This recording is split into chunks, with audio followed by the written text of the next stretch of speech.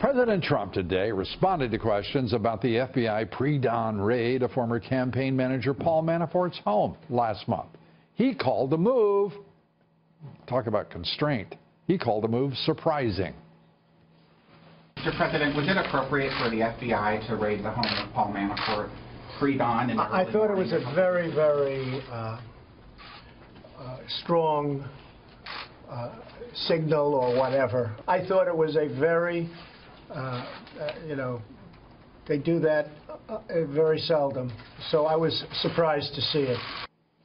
Well, joining us now to discuss the Russia witch hunt, the latest on Hillary Clinton's emails, and much more, former defense attorney, Fox News anchor Greg Jarrett. Greg, good to have you here. Good to be here, Lou.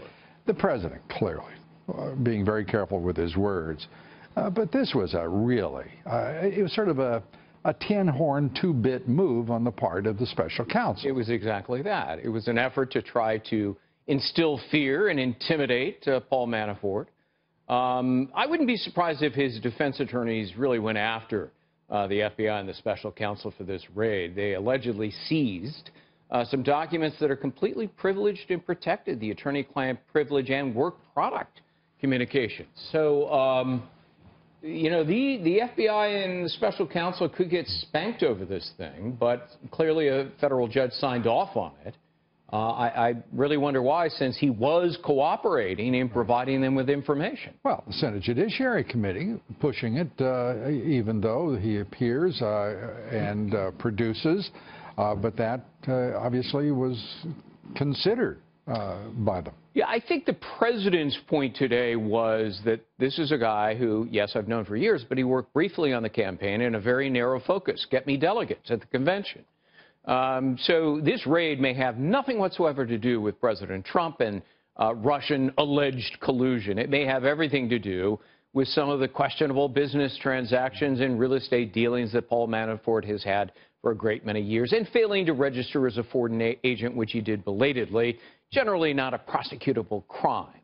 But also highly questionable conduct. I mean, here's a sophisticated Washingtonian, a card-carrying member of the swamp, and he doesn't know about registering as a foreign agent when he is doing business for. I dare say a majority of the people who are foreign agents don't properly register, which is why it's a civil penalty and not a criminal action. Well, I think we ought to change that right now. I agree with you completely. I mean, if we're not enforcing that, but it's the we're even bigger fools than we want to admit. It's the government's fault for not strictly enforcing it. They let it go and let it lapse. Well, let's talk about collusion here, because I still haven't seen the second counsel produced to investigate the first counsel or to investigate the collusion between Comey and Mueller.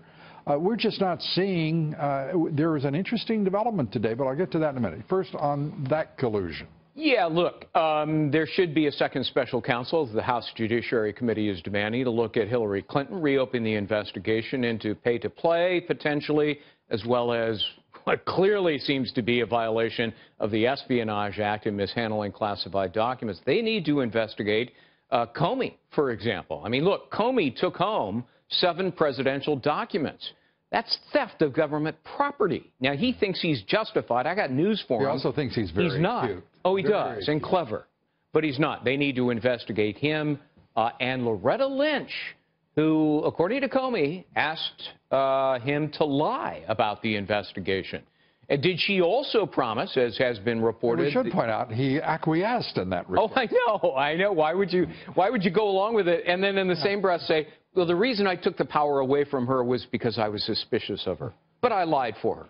Yeah, and did exactly what she told me. Yeah.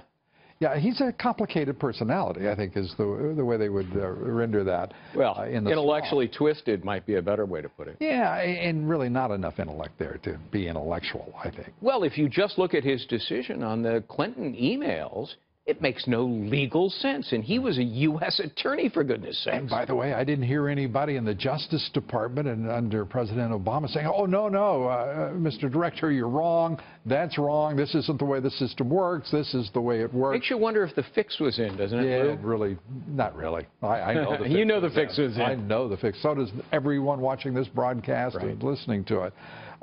Let's turn to this development today in which Judicial Watch, winning from an Obama-appointed judge, the right to go after the emails, a mandate to get the emails at I love this part, at the State Department for all of the aides of Hillary Clinton.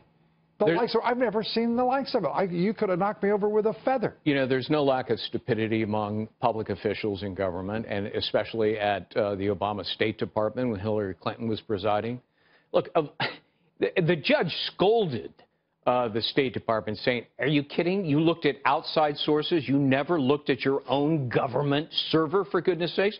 That's the first thing you look at. You have to. He probably, he was probably a little stunned, and then decided maybe they thought everybody associated with her did what she did, which is have their own private emails, and why look at the State Department? She set the standard. Let's all do things off record so that nobody will catch us. We'll play hide and seek and make everybody file lawsuits, and maybe they'll give up. And, oh, by the way, if you're in the Obama administration, we will protect you come hell or high water, and that's exactly what they did. High crimes and misdemeanors. You betcha. Greg Jarrett, as always, thank you, Good to see you, Lou. Good to see you, Greg.